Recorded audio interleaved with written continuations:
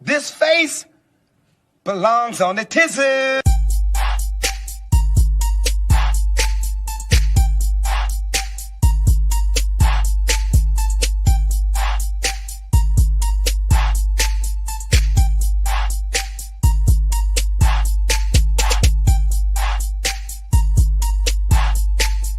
Yeah! You know who it is, you know what it is. I'm your host, Billy D. Braille, aka Mr. Talk It, aka the voice box of the culture, man. You tuned into a special edition of Talk Your Talk, man. I told you this ain't just about music, this is about people in the community and people who get things going, period. And today I'd like to introduce myself, Ken Whitehead. How you doing today, bro? What's going on, bro? Good, good, good. Well, I want to start off by asking you this. What was your introduction to sports? Man, back in the day, man, we played just outside playing ball, man, getting beat up, getting tackle football out in the yard.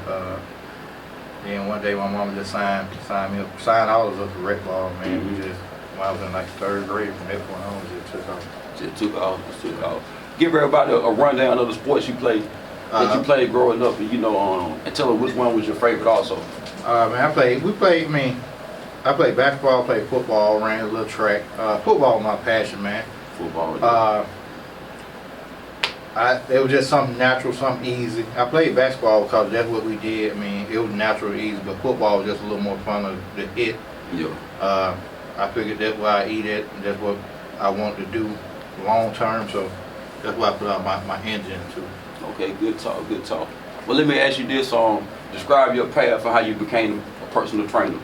I started training my kids, my oldest two, Braxton and Kobe.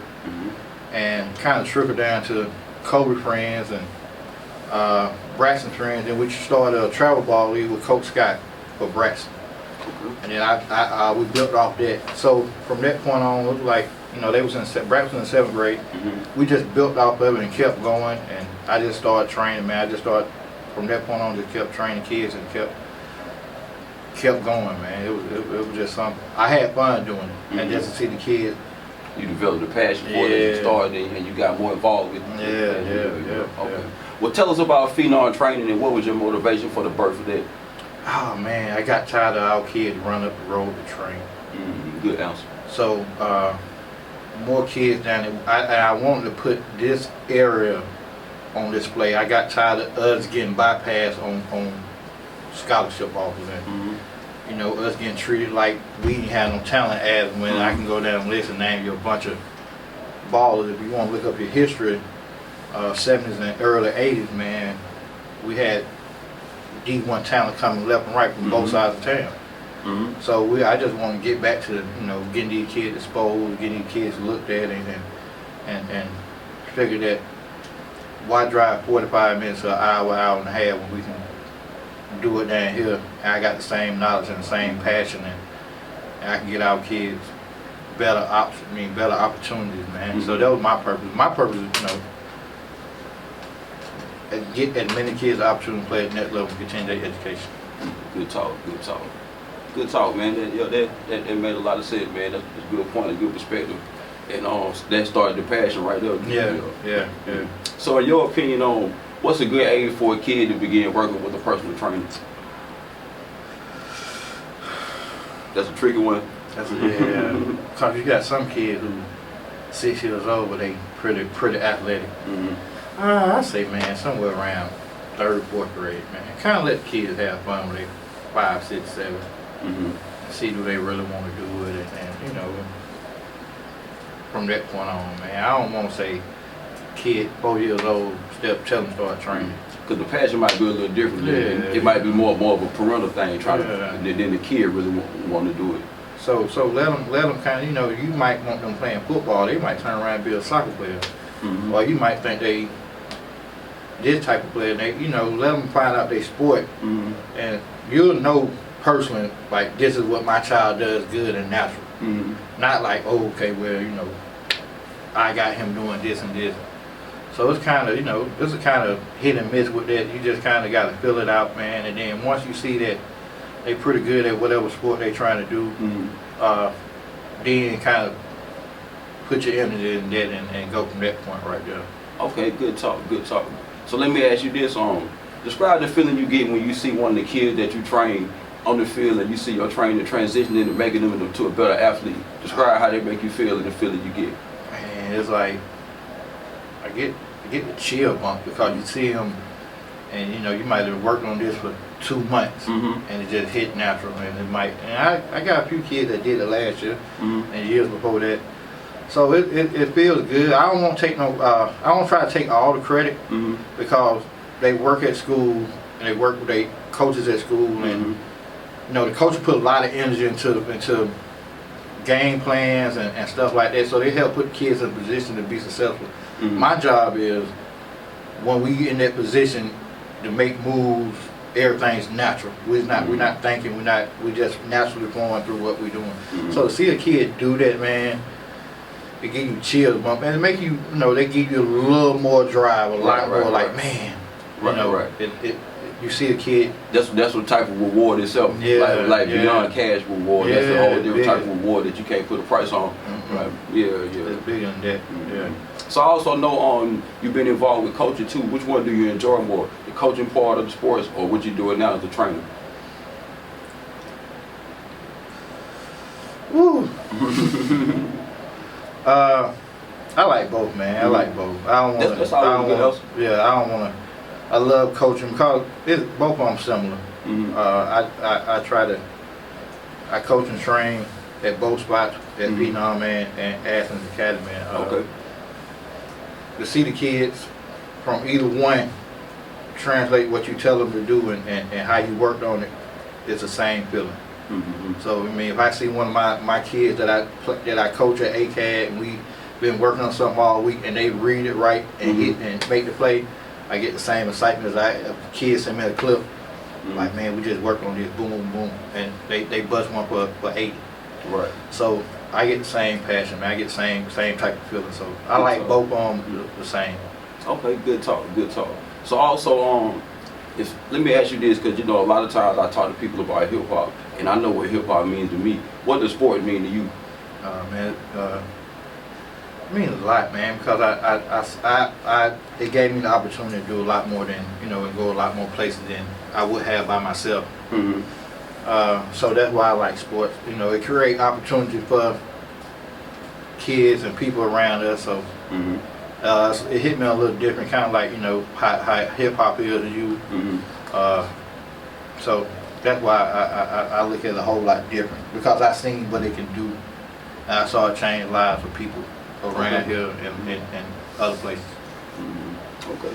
Well, also, since you're involved with a lot of the athletes in the Northeast Georgia area, I know your experience, and you tell kids outside the Athens area, the whole Northeast Georgia journal. In your opinion and from your perspective, what could be done to help push the athletics of Northeast Georgia to the level of the other surrounding cities like Atlanta and so forth? Because we got the kids here, we got the talent. In your opinion, what could be done to push Northeast Georgia athletics to that next level where it need to be? Man, we getting there. We growing. I think it was just, you know, our time coming. I know the kids on social media platforms, the parents on social media platforms, the coaches on social media platforms. We got a guy around here who is on a national recruiting platform who speaks out for the community. Sometimes we got the newspaper guy McCain.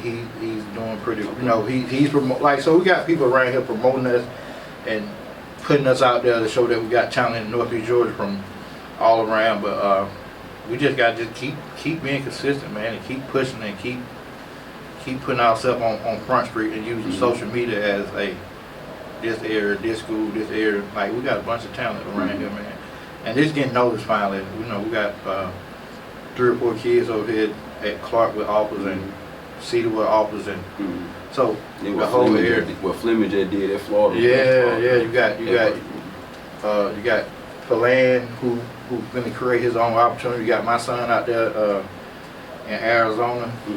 League, right? Yeah, he got in arena football. So we got some talent around here, man. You got some kids who eventually go to the third level, what I call the professional level, and come back and put a little more awareness on Athens, Northeast Georgia football. I mean, athletics. Good talk. Well, before we get out of here, let me know your future plans for Phenom Sports and where would you like to take the brand and what you doing in the near future. Oh man, we just gonna keep growing, man. Trying to get bigger gym space. Get more athletes put in on. I'm trying to build more relationships outside of with my Phenom, so I can say, okay, coach, I got X, Y, and Z here. Come holler, check them out. So we try to build that brand. We got 7-on-7 brand. Just trying to just promote us worldwide, man. Just whatever way we can get these kids noticed. You know, whatever, you know, however it comes. Just get them noticed, man.